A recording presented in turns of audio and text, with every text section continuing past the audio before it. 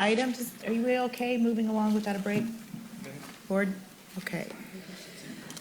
So we have a scheduled item today at 10 o'clock. This is a resolution adopting the 2020 Board Objectives for Nevada County as discussed at the board's January workshop and directing the county executive officer to use the board objectives for the development of the 2020-2021 fiscal year budget and the management of the county operations, programs, and services. So I'm going to turn this over to our CEO, Ms. Allison Lehman. Yes, thank you, Chair Hall and members of the board, and thank you for the public participation today. And I'm going to hand it off to Assistant CEO Molly Dick, who will walk you through the proposed objectives, policy objectives for the next year. All right, good morning, Chair Hall and members of the board. I'm excited to be here presenting your 2020 draft board objectives. So as a reminder to you and for the public's interest, 2 weeks ago, the January 22nd to the 24th, you hosted your annual board workshop to review the progress that's been made and set your board priorities for the next year.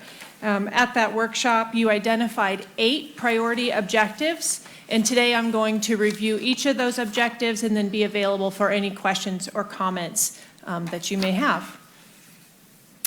So the 8 objectives that your board identified for 2020 include fiscal stability and core services, other things related to wildfire, PSPS event preparation, economic development, housing, cannabis, homelessness, and resiliency. We'll go over each one in detail.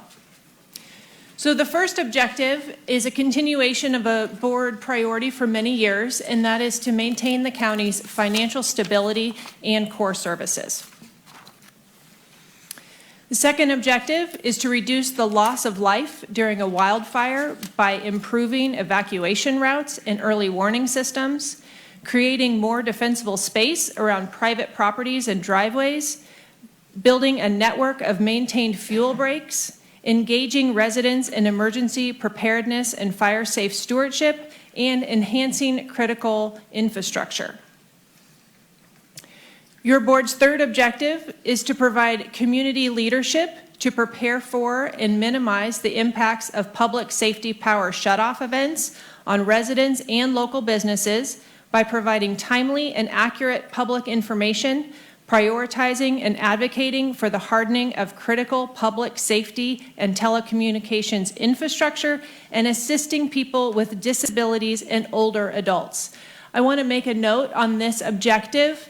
The original language we discussed at your workshop at the end called out medically vulnerable populations, and in consultation with our community partners at Freed, it was suggested that we edit that last part of this objective to say assisting people with disabilities and older adults. So that's a slight amendment to this objective.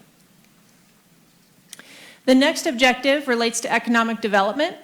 It's to proactively support job-enhancing economic development by implementing data-driven policies, investing in broadband and infrastructure projects that enhance the quality of life for all Nevada County residents, and partner with private sector, nonprofit, Grass Valley, Nevada City, and Truckee leaders to collaboratively support local businesses and promote tourism.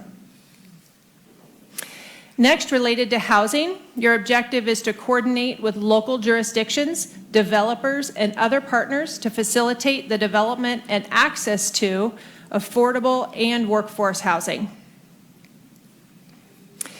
Next is your objective related to cannabis policy. It is to maintain and continue to improve the cannabis permitting and enforcement program, to promote permitted cannabis activities while investigating options for additional supply chain license types and a compassionate use program. Your objective related to homelessness states, in partnership with community providers and other jurisdictions, utilize housing first and continue efforts to prevent homelessness, provide emergency shelter, expand supportive services, secure housing, and enhance coordination to address the needs of homeless populations and to mitigate the impacts on the community. And finally, your 8th objective this year is to promote community resiliency by implementing policy, cost-saving programs, and best practices supported by the county's Energy Action Plan. So your board action today is to pass a resolution adopting the 2020 board objectives as amended, as I pointed out, on the PSPS objective. And with that, I'm open to questions that you have. Thank you, Molly. Nice word crafting you guys all did on that one. Do we have questions or comments from the board? Sue, do you want to start? Actually, I'd just probably like to hear public comment first. Okay, you want to hear same? Same? Okay. Same. Okay, sounds like we want to hear public comment first, and then we'll come back to the board for comments. So if folks have public comments, come on down to the desk here.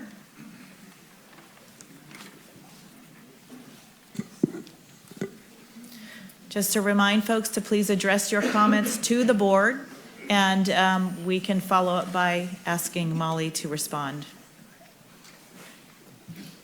Hi, I'm Bev Mendenhall, and I live in the area of 49 and Dog Bar. First of all, I would like to thank you for giving me the opportunity to speak. And secondly, I'm very grateful that you have included the objective for affordable housing for Nevada County. Prior to 2008, I had the life that I enjoyed. I had a nice home in Alta Sierra, and I spent my days gardening, and my husband worked. And then what I call a crash happened in 2008. We had recently remodeled our house, and at that time it was appraised at $550,000. And then after things start settling down and we're finding out what real properties have become, we learn that our house now is worth $200,000. And we had invested a lot of money in our home. I grew up, my grandfather was a rancher in the Midwest. Property, land, your home is the most important thing to you. And so that's what we had done. And when we found out about our home losing value, we fought it. You know, there were all these people coming out of the woodwork and saying, oh, we'll help you this and this. So we invested a lot of money, more money there. Well, as it turned out, nothing worked. And so we thought we're going to have to seek alternative housing, which meant moving into a mobile home park, which I feared because I'm sitting on somebody else's land, and that scared me. And since I've been there 12 years, I understand what these fears are based upon. I live with people in this park who have been there for, say, 30 years, and their Social Security is not keeping up with what it's costing them in their rents. And we're afraid that we're going to have people who are going to be homeless. And I was unaware of this until I moved there. And so I'm so grateful that you're going to look into this and see what can be done. My son, who grew up in this county and went in the Marine Corps and retired and is now working for the State Department, he says, Mom, he says, I'm never coming back to California. And I said, why? He says, I can't afford to live there. And he doesn't even know about people that are almost homeless or are homeless. And we really need, and I'm so grateful that you're looking into this, and I appreciate it. Thank you. Thank you.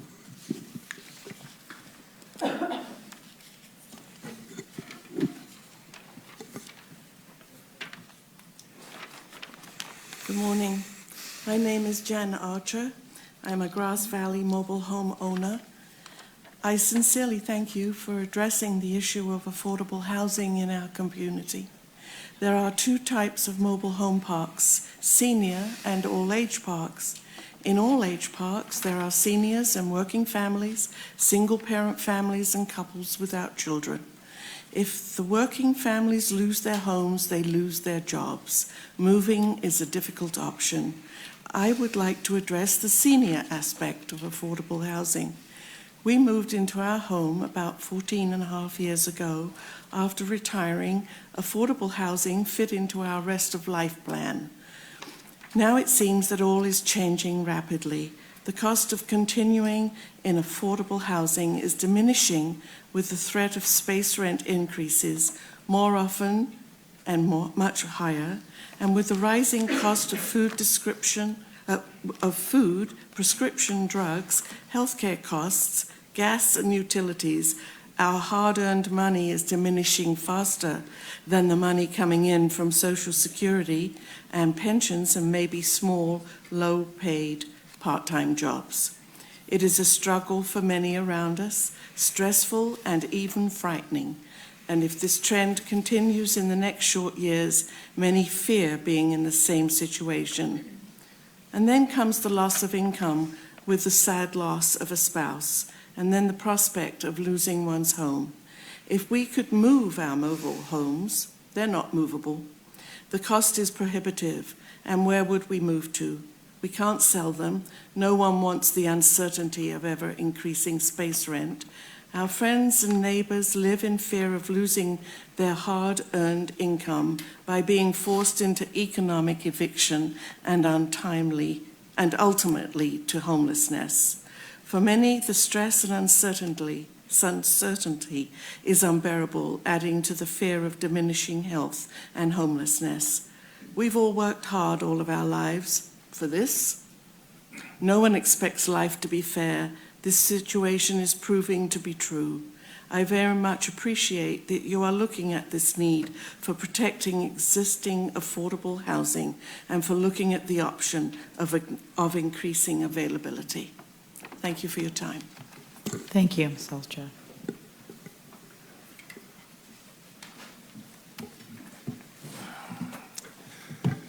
Good morning, Madam Chair Hall and Honorable Supervisors. My name is Bob Long. I am here today as the chair of the Nevada County Coalition of Firewise Communities. I represent approximately 80 communities or neighborhoods who have organized themselves to become more fire safe. That translates into approximately 40,000 plus residents of this county, both east and west side of the mountain.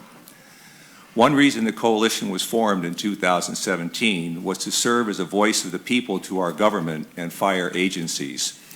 From 2015 through 2018, the 38 Firewise communities that are certified accomplished more than $6 million worth of hazardous fuel removal and hardening of their homes, which includes the total value of hours of labor plus the cash that they expended. I am here today to make sure you know the coalition's members support the adoption of your staff's recommendations regarding fire safety and a possible tax measure that would generate the funds needed to meet the goals we all want.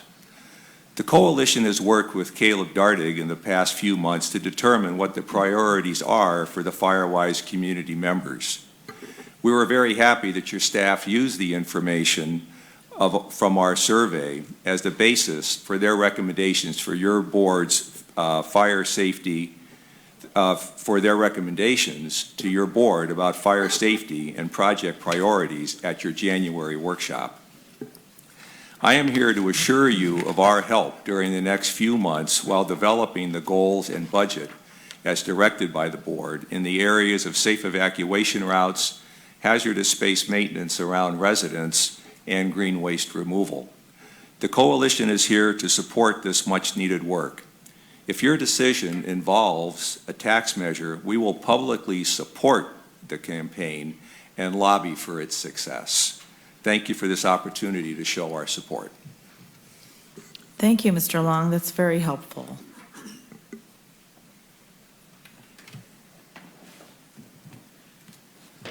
Good morning, Supervisors. My name is Don Thane. I am Chairman of the Board of the Fire Safe Council. I thank you today for letting me present some information about the Fire Safe Council and just to think about what we're doing here with this action. I relate back to November 2018 with the Paradise Fire, and I think it's a wake-up call for everybody that we need to do more as far as fire safety and fire preparedness. In that, we were working with Caleb Dardick on objectives for the county and looking at what we can be doing. And with the Fire Safe Council, we have already in place a number of these actions that are going, but in reality, there's a lot more work to be done from the county standpoint, from the Fire Safe Council, from all the agencies around here. We all need to go in a certain direction, and I think we're trying to do this with this second objective that you guys have developed. So with that, the Fire Safe Council does support this objective. It's in line with our actions that we're doing currently, and we need to do more, and I think this is the right step that we're going with this action. Thank you. Thank you, Mr. Blaine.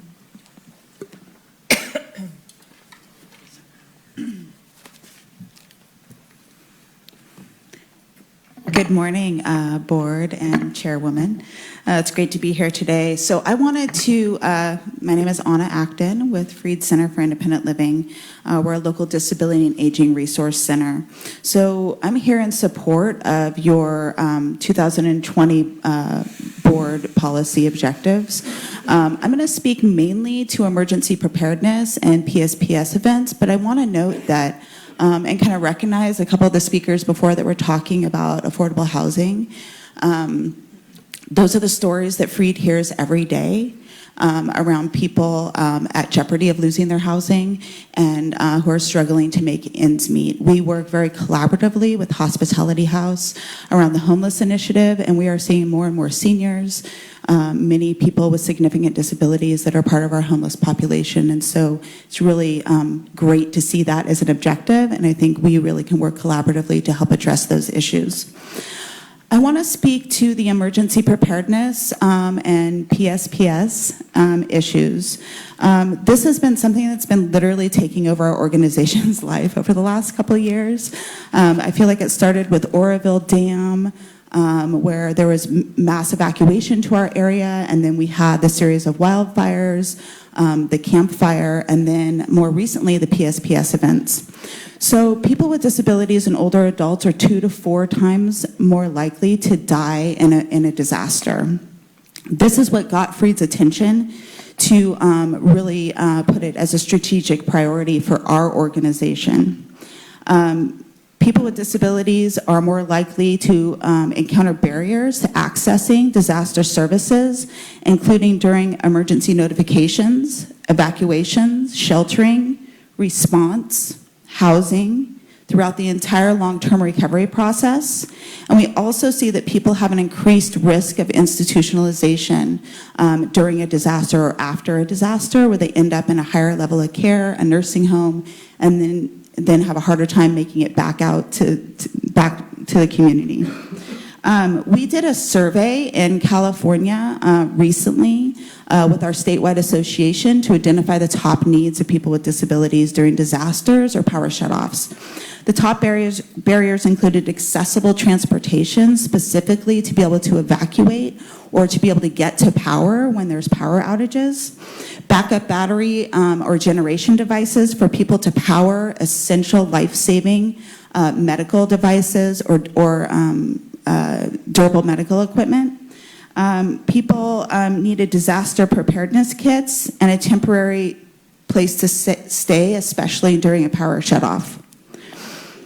We found that only 1 in 4 individuals actually had a personal individual preparedness plan in the event of a disaster or a power shutoff. We found that only 37% of people were enrolled in PG&E's the utility company's medical baseline program, which is now not going, is going from being a program that saves people money for their power bill, but is now transitioning into kind of a life-saving program where you'll get additional notifications if there is a power shutoff. So I want to speak a little bit to resiliency in our community and how it relates specifically to disasters or power shutoffs. In order to have a resilient community, we have to address some of these systemic barriers that I mentioned. We have to work on community preparedness, such as your objective that you've identified here. We have to help reduce isolation for individuals. We found specifically there's a correlation of those that are most isolated in our community being most at risk during disasters or power shutoffs. And we need to work on reducing fuel loads by assisting homeowners with disabilities who are low income to assist them with their defensible space. We also need to work collaboratively across jurisdictions, for-profit and nonprofit industries to address this issue. We have worked hard around collaboration to respond to disasters here in Nevada County, from John Gulsarian to Jeff Pettit during the last PSPSs, and more currently, we've been working with Paul Cummings and Robert Jacobs. And this is the type of work that we need to be able to do. We worked during the PSPSs with our local social services organization, as well as Office of Emergency Services, to field phone calls from over 300 individuals who relied on power during the power shutoffs, to assist them with backup batteries, hotel stays, and getting people transportation to power at hotels. So it's that collaboration and our history of collaboration, I think, that is going to be a key part to help you meet your objectives that you've identified. Thank you. Thank you, Ms. Acton.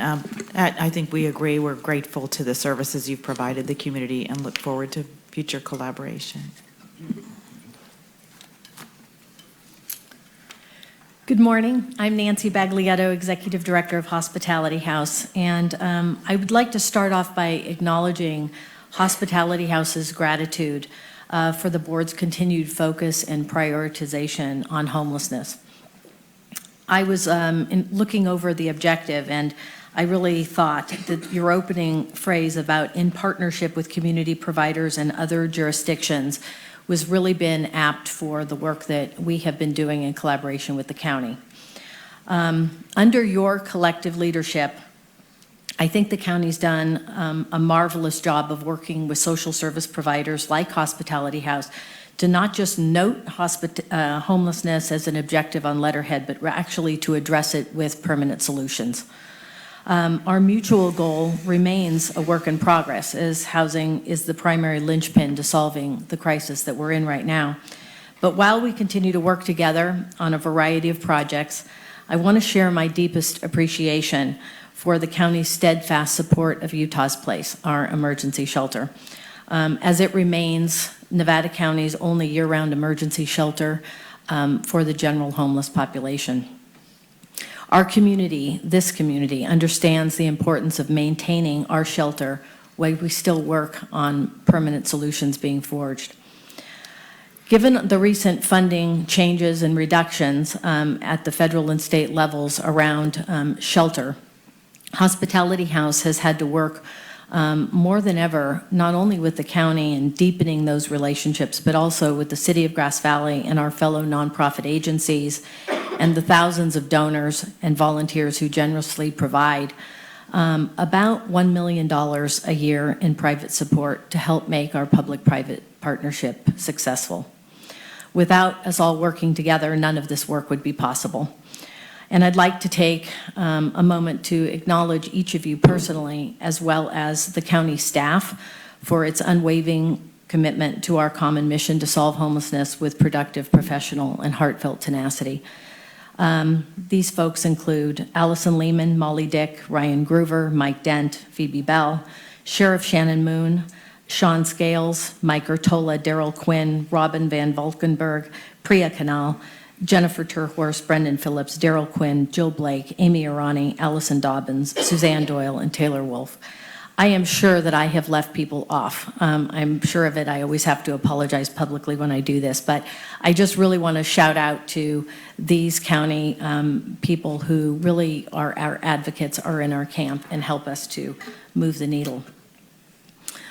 I'd also like to acknowledge our nonprofit and public agency partners who, along with the county, make this work even more profound. And I say this because, you know, when the county comes forward and supports us, in turn, it sets the tone for the rest of the nonprofit world out there and how we can do a better job. So a big shout out to the City of Grass Valley and GVPD, Nevada City PD, Sierra Nevada Memorial Hospital, Chop-A-Day, Regional Housing Authority, Post, Turning Point, Spirit Peer Empowerment, Interfaith Food Ministries, the Food Bank, Sammy's Friends, Pets in Need, Pine Creek Veterinary Clinic, Pound Peppy Rescue, Granite Wellness, South Yuba River Citizens League, Sierra Roots, Salvation Army, Community Beyond Violence, Common Goals, Friendship Club, Nevada County Superintendent of Schools, Sierra Harvest, the VOA, Alliance for Workforce Development, Project Heart, Community Legal, Good Son, Sierra Academy Expeditionary Learning, Grass Valley Charter School, United Way, Western Sierra Medical Clinic, Freed, and AMI. That's just a short list of the folks that we work with daily, and it really has made a profound impact on helping to advance your objectives, which Hospitality House, of course, fervently supports. Literally almost to the date, I began as executive director, and when I say we've come a long way in the last 72 months, I mean the collective we. And in the spirit of better together, we're truly better together. We've been able to successfully transition 246 people into permanent housing in the past 3 years. Our partnership with the county began in 2012 with a PEI contract through behavioral health. Today, this outreach effort that started back then has blossomed into the home team. And this home team is comprised of members from behavioral health, Turning Point, AMI, and Hospitality House.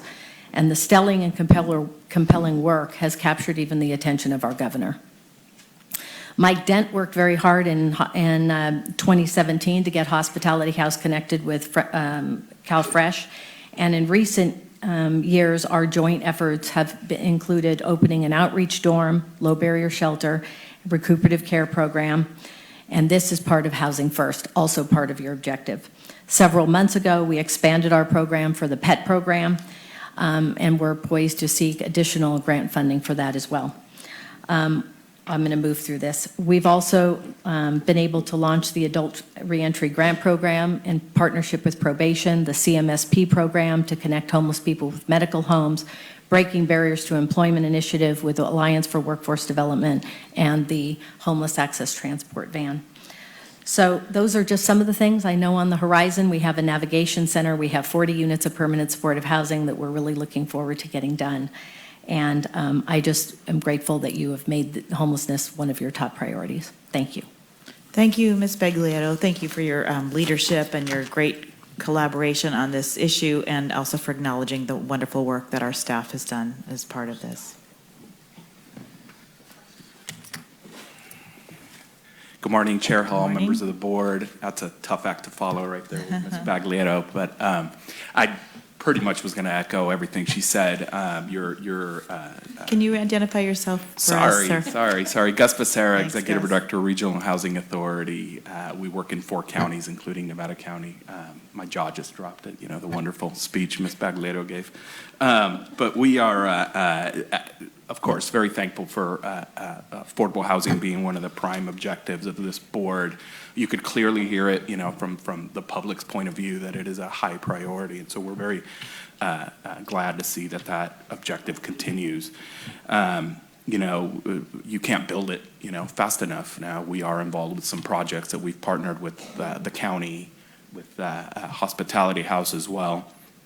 And this is certainly not a position of mine personally, but just to give you kind of some examples of what other cities and counties have done in the state of California to curb the crisis that we're in. And some of those are tax measures that cities and counties have put out there to generate a steady flow of a revenue stream for affordable housing, reoccurring general fund commitments, inclusionary housing, not just in your specific plans, but also county-wide or city-wide in the cases of some cities, and incentives such as deferring development impact fees for developers. And again, just to be clear, this is not a position that I'm suggesting for the county, but just to give you some ideas of what other cities and counties are doing to try to get ahead or make a dent in the crisis that we're in. For the benefit of the public, just kind of would like to mention a couple of the projects that we're involved in here with Nevada County, and that is we have a permanent supportive housing project in the pipeline to address the homeless issues that we have. It's a 41-unit project in the city of Grass Valley. that we will be looking to finance this year.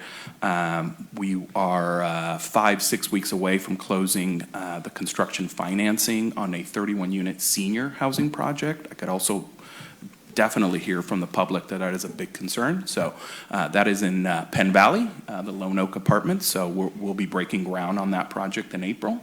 Also, for the benefit of the public, that is a 2-phased project. So once we can get that one close to completion, we'll be looking to finance a second piece of that senior housing project. Our Brunswick Commons project in partnership with the county and social services and hospitality house potentially will be a 2-phase project as well. We're involved with a project that's under construction in Truckee for 70 units of workforce housing. So we are out there. We are trying to listen and do what we can to help your county address the issues, and we're just happy to see again that it's a prime objective. For the benefit of the public, I would like to say that this staff and this board is probably some of the most aggressive in a good way to develop affordable housing. We work in 4 counties, so we work with a lot of cities as well, and I think Nevada County has always been very welcoming for affordable housing, and as a developer like us, they're always trying to think outside the box. Your staff is amazing to work with, and we look forward to working with you all for many years to come to help build more affordable housing. Thank you. Thanks, Mr. Becerra, and your partnership on this issue is key. We appreciate your being here. Good morning. My name is Diana Gamzon. I'm the Executive Director for the Nevada County Cannabis Alliance. And the Nevada County Cannabis Alliance is a membership-based advocacy organization providing advocacy and education for the local cannabis industry to support a thriving local cannabis industry. First, I want to express my gratitude to the extremely hardworking staff here at the county for the amount of time and resources spent on this transitioning industry and building a program from scratch. It's been a lot of work, and thank you to your board for your leadership over these past many years as we've built our local industry. In the upcoming year, I want to thank you and show support for cannabis remaining on the list or being proposed on the list for your board priorities for 2020. We've done a lot of work the past couple years, and the work continues so that this can be an economically viable and sustaining industry. In the upcoming year, we will continue to work towards policy that supports our farmers to build an economically viable business models. This includes advocating for equity funding to help support farmers as they obtain local permits, and building out a compassion model to make access for medicine for those most in need. We are actively monitoring statewide market conditions so that we can adjust local models as needed. And in addition, we will be taking an active role in Sacramento policy to advocate for bills that support cannabis, our cannabis community, and removing barriers to entry. Through a robust cannabis economy, we are supporting job growth and new sources of tax revenue.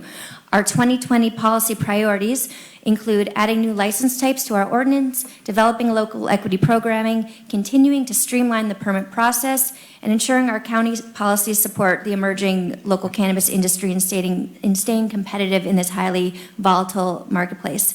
It is our vision for Nevada County to emerge as a regional leader in the craft cannabis marketplace.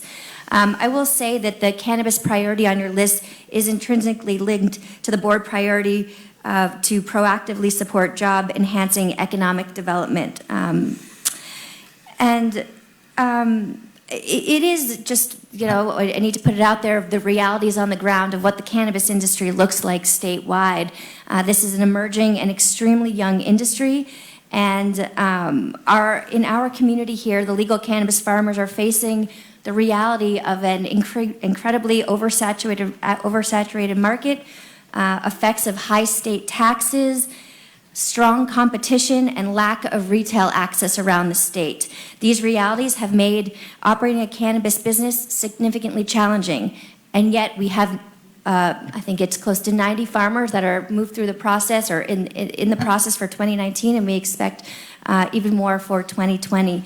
And so our small cannabis farmers are definitely feeling the effects at the statewide level. We are hopeful for some bills that are in Sacramento that can help to support the industry, but that is the reality on the ground. We do remain optimistic that Nevada County has unique qualities of superior cannabis, craft models, and opportunities to create appellations similar to the wine industry. Our long-term vision is very hopeful.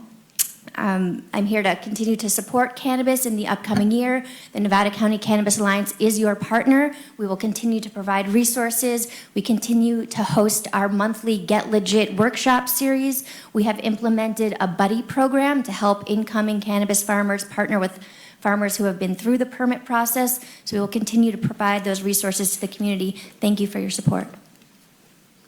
Thank you, Ms. Gamzon, and thank you for your commitment that the Alliance will continue to work with us in partnership.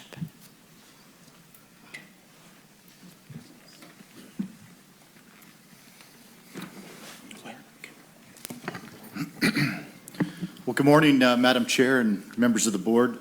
My name is Brian Estes. I'm the CAL FIRE Unit Chief for the Nevada Yuba Placer Unit. And before I turn it over to my partner here, Chief Turner, I'd just like to say a few words and thank all of you for your support most recently in what I believe was a little bit of a turn and a very successful, more productive than I've seen in years past Board of Supervisors workshop. And I very much appreciated that. I think a lot of that was the leadership of Allison and her staff, your support.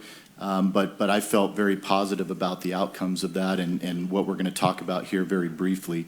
We're going to take us back to number 2 in your objectives list, which is that protection of life, property, and the communities here within Nevada County. And I want to tie it in a little bit to the mission of CAL FIRE and our efforts and our pledge and promise as we have for over 100 years for the protection of life and property on private tax-paying lands on state responsibility area. And when I look at some of the key points in objective number 2, to reduce the loss of life, to improve those evacuation routes and egress routes so we can allow the access of fire equipment and the protection of the citizens, the protection of wide-scale communities when we're looking at our fuel breaks and our fuel reduction efforts, and that public engagement for emergency preparedness. I will tell you, in all honesty, I think it's very, very close, really, to the mission and to the priorities of CAL FIRE as we move into 2020. And our director and our chief at the Sacramento level has made it very, very clear that our efforts will be put forth toward the protection, large-scale protection of communities where we can protect our folks, work with our local and federal partners, and really look at that protection at a large scale. You've probably heard me talk before, but I rely on that analogy of a three-legged stool. And with any one of those 3 legs of that stool gone, the stool falls over. And those 3 are prevention, fire prevention efforts in a broad scale, suppression and emergency response, and public responsibility, personal responsibility. And I think that objective number 2, talking about that public engagement for emergency preparedness, it's really, really key that we don't forget that. And I would like to applaud, Nevada County for making wildfire preparedness and the safety from large damaging fires one of your priorities as a board and as a county. And I don't see that in counties, across the board, across the state necessarily. And so I want to applaud you for that. And on behalf of CAL FIRE, we very much support these efforts. And I'm very proud to be working with my partners and with you as a board as we move forward.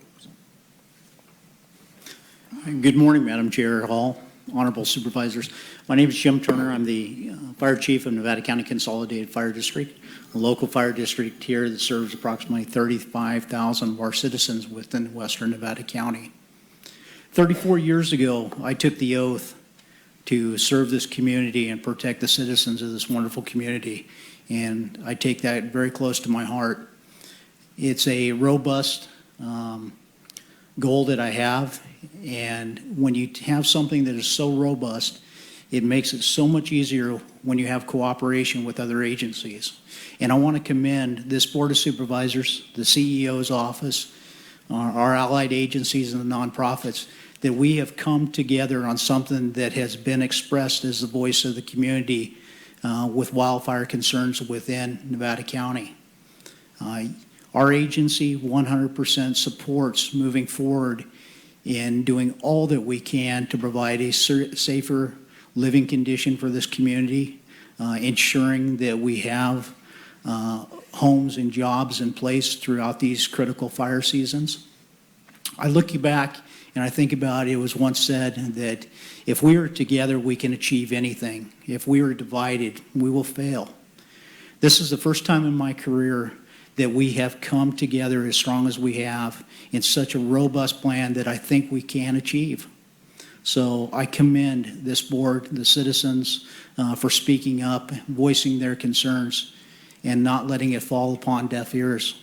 So you have the support of the Nevada County Consolidated Fire District to move forward with option 2 within your goals established. Thank you. Thank you, Chief Estes and Chief Turner. The collaboration we have is just absolutely vital for all of our residents, and we appreciate your continued collaboration on all of this as well. Thank you.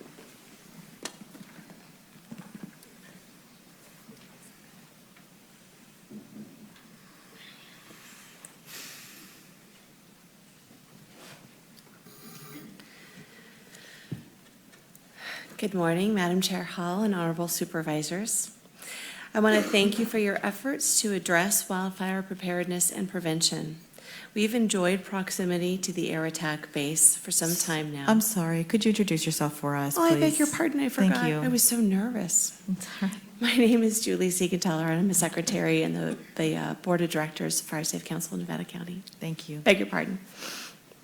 Anyway, as I was saying, we've enjoyed proximity to the air attack base for quite some time, and I'm afraid that and the capabilities of our fire agencies have made us a little bit complacent. Thankfully, the Paradise Fire woke us up from our slumber. I think that we are now realizing we have a stark reality that catastrophic fire is not an if, it's a when. I wanted to reiterate that the Fire Safe Council of Nevada County, its volunteers, its agency partners, who are all eager to work with the county to remove obstacles that might prevent property owners from taking charge of their own fire safety. One obstacle would be a lack of knowledge, and we address that with our defensible space advisory visits and our 70-plus active advisors who can come out and show property owners what needs to be done on their property to make it safe. We also conduct education and outreach events and have efforts to communicate with people over social media just to help bring awareness to them. In addition, we work on the certification of the Firewise communities, and these communities help spread knowledge and best practices, which you're aware of, I'm sure. There are other obstacles such as vegetation management. What do we do with all that green waste once we get it off of our property? The Fire Safe Council looks at chipping, roadside vegetation management, and green waste dumping events to help property owners overcome the obstacle of what to do with all of the stuff that they've cleared off their properties. And I would be remiss if I didn't thank our executive director for her hard work. She's very capable at building relationships, and she continues to grow these programs exponentially, as we presented at the workshop when I saw you guys last. So let me just sum up. We're grateful for the trust that the county and our agency partners have put in us. We absolutely stand in support of the Board of Supervisors as we move forward to find long-term solutions for funding, just to help prevent catastrophic wildfire from devastating our beautiful community. Thank you very much. Thank you, Ms. Siegenthaler. And again, the Fire Safe Council partnership we have is also essential to our addressing this priority. Thank you very much. Additional public comment?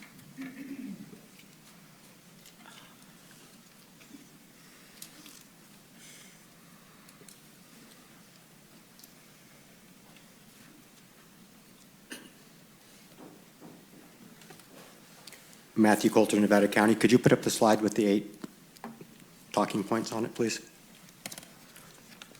Molly, do you know which one he's, okay. Before we start, I would like to first thank Super Mouse, Deputy Dog, and Grumpy Cat, but most of all, the citizens of Nevada County.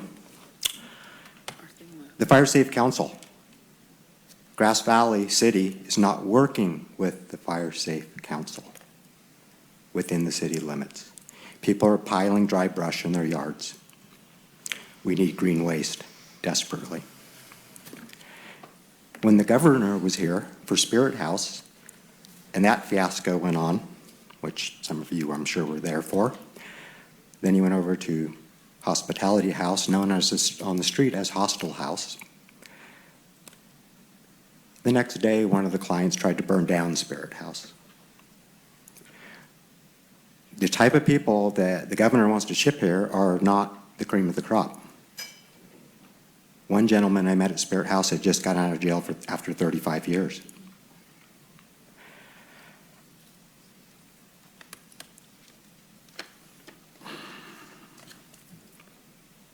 When we talk about using our resources effectively, 3 names keep popping up repeatedly every single day. Ashley Boyer, Corbin Tyler, and Delaney Smith. 3 of our local transient / homeless / insane drug addicts that require sometimes 5 police responses in one day. Mr. Coulter, confine your comments to address the issues of our priorities, please. I thought health and safety was one of them, but I'm sorry, I must have missed that. Loss of life in fire. Greenhorn Road was blocked yesterday again because of a power pole. PSP, disability for elders. Oh boy, what a mess. That's 10 years. We got to deal with this for 10 years, and I don't really see like some kind of a plan being put in place. And that 10-year mark is from the CEO of PG&E, not from me. The housing, affordable housing, stop using that word. It doesn't work. Those 2 words, there's no such thing. It is now called achievable housing. Achievable. There's no such thing as affordable housing in California any longer.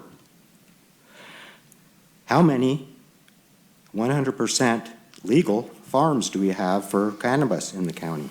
I would love to know that.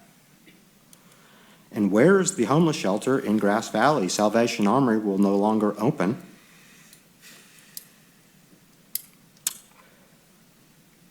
And it's great to have 8 talking points, but unless there's any action on any of it, it's what they are. They're just talking points. Thank you for your comments, Mr. Coulter. Thank you, Chair Hall.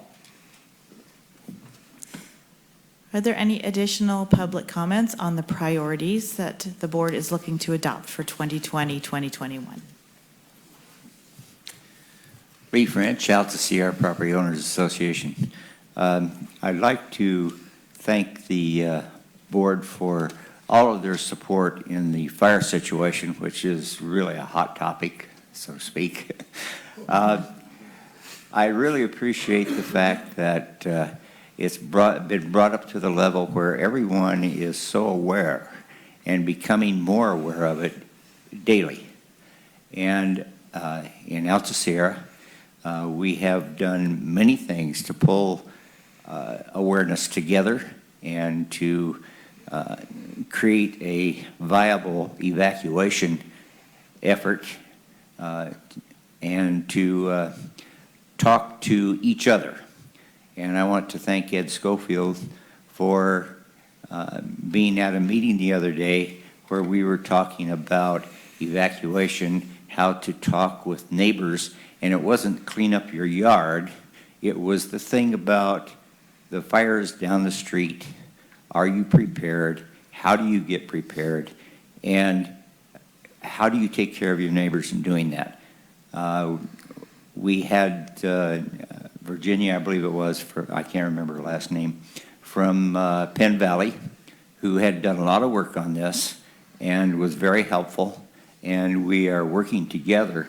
And I think that a lot of people really need to take a look at this and get into this phase of it, and that is the save your life phase when it's right down the street. So once again, I want to thank Ed for being there, for helping us put this together, and we look forward to talking to others on it.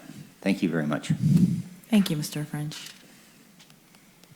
Well, final comments. Then I'm going to close public comment, and we'll bring it back to the board for any additional comments or questions. Who would like to start?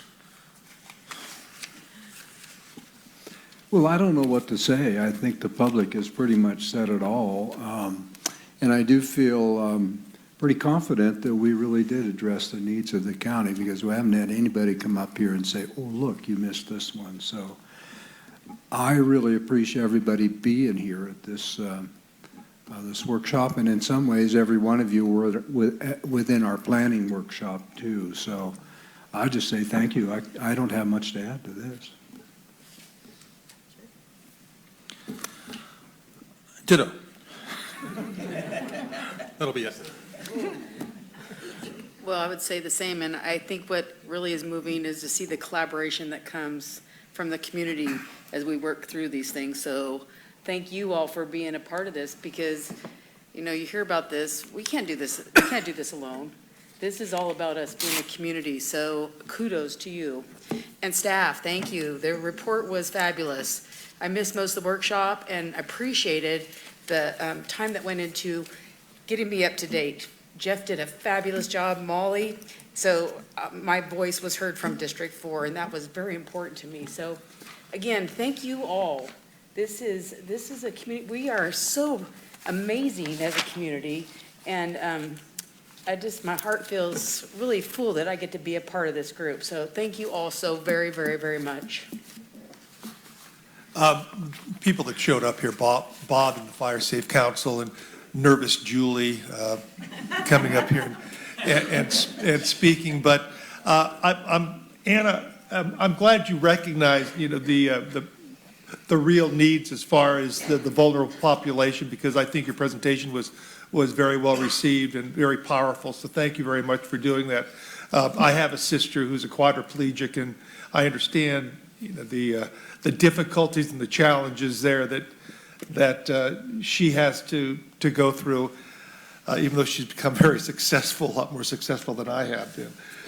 But I think when we're looking at our priorities, and we look at fire, we look at housing, we look at homelessness, and the representation here, and the people who really basically validated the priorities that we established, it was nice to see you know, county recognized by so many people as being so proactive and effective and helpful in trying to achieve what we've been trying to achieve. And Allison, your leadership, and I know Amy and Michael got kudos back there, and they were fist bumping, and I don't miss stuff like that, Amy. And so I mean, little levity is always good, but in all seriousness, for the community to come out like this and speak so glowingly of the county and what we do, and Gus from coming up from Yuba City. So it's always nice to see, and I think everyone needs to pat themselves on the back for what they do and the efforts that we're looking forward to. So thank you. So I just want to close also by thanking all of you for coming out. It's just so gratifying to hear the feedback, to know that we've reached you, we've heard you, we've hopefully addressed the issues that you've raised and put them in so nicely into our set of priorities. I want to make sure that the women who came out from the mobile home park also, we hear you.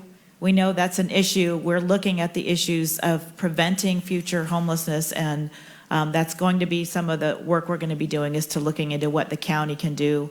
We can't be all things to all people, but we really try hard, and it is really, I want to echo some of what's been said already, that we have an amazing staff.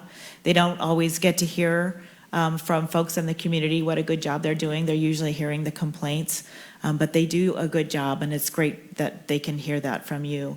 Thank you also for committing today to continue to work with us on these priorities once we vote them in.